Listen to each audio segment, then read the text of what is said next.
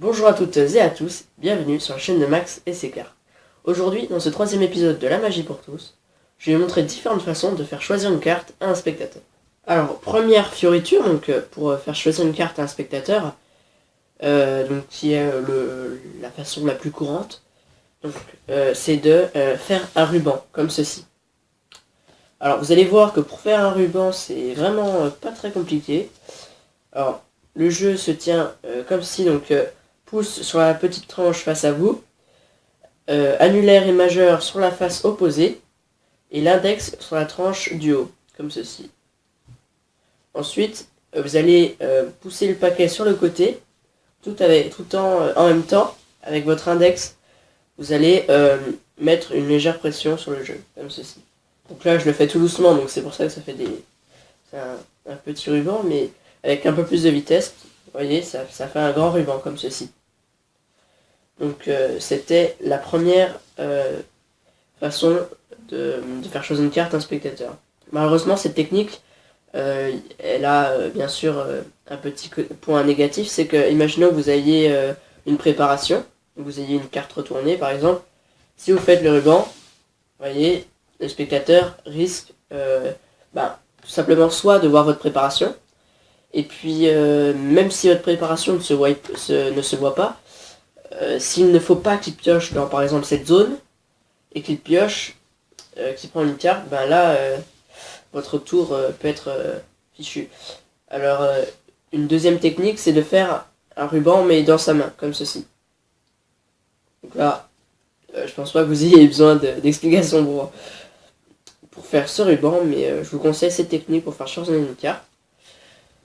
Après, troisième façon de faire choisir une carte à un spectateur, donc c'est une fioriture assez sympa, c'est de faire comme ceci un éventail. Alors pour faire un éventail, c'est pas très compliqué. Vous prenez le jeu comme une pince, donc votre pouce va venir sur le dessus comme ça du jeu, et l'index et le majeur en dessous, comme ceci.